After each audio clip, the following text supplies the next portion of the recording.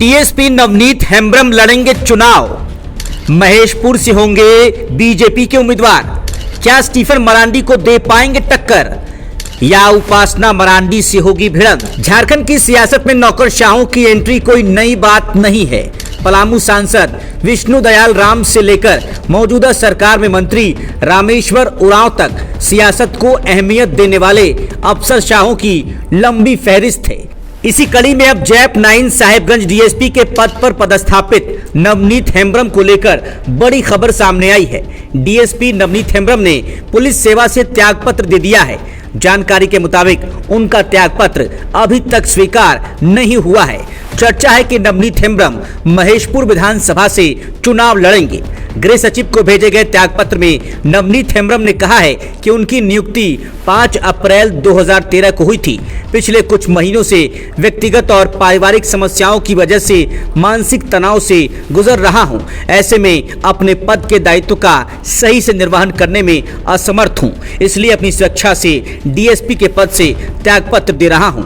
आगे लिखा कि पुलिस हस्तक नियम 808 के तहत 2 महीने पूर्व त्यागपत्र दे रहा हूं। वहीं डीएसपी नवनीत हेम्ब्रम के त्यागपत्र के अनुरोध को स्वीकार करने के लिए सीएम को भी पत्र लिखा गया है। यह पत्र पाकुड़ जिले के झालो हांसदा नाम के व्यक्ति ने लिखा है। इस पत्र में कहा गया है कि डीएसपी नवनीत हेम्ब्रम पूर्व में पाकुड़ जिले में डीएसपी मुख्यालय और एसडीपीओ महेशपुर के रूप में पदस्थापित रहे हैं। इस बीच उनकी ग्रामीणों के बीच अच्छी पैठ बन गई है। आगामी विधानसभा चुनाव 2024 में अपनी उम्मीदवारी महेशपुर विधानसभा में करने के लिए पद से त्यागपत्र का अनुरोध किया है। इस अधिकारी को अविलंब सेवा से मुक्त करने की कृपा करें।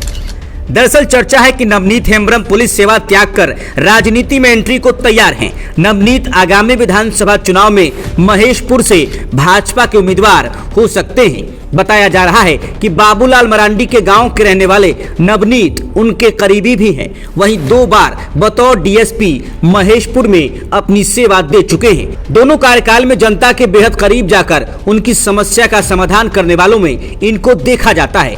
अब जब राजनीति में अपनी किस्मत आजमाना चाहते हैं तो जनता का कितना प्यार मिलेगा, ये देखने वाली बात होगी। उधर महेशपुर से मौजूदा विधायक सीनियर लीडर स्टीफन मरांडी हैं। स्टीफन अगला चुनाव भी लड़ना चाहते हैं, लेकिन उनकी सेहत को देखते हुए चर्चा है कि पार्टी उनकी बेटी उपासना मरांडी को उम्मीदवार बना सकती है। विदेश से लौटने के बाद उपासना मरांडी लगातार क्षेत्र में सक्रिय रही हैं। लोकसभा चुनाव के दौरान भी उपासना मरांडी की सक्रियता चर्चा में थी। ऐसे में पार्टी स्टीफन की जगह उनकी बेटी को उम्मीदवार बना सकती है।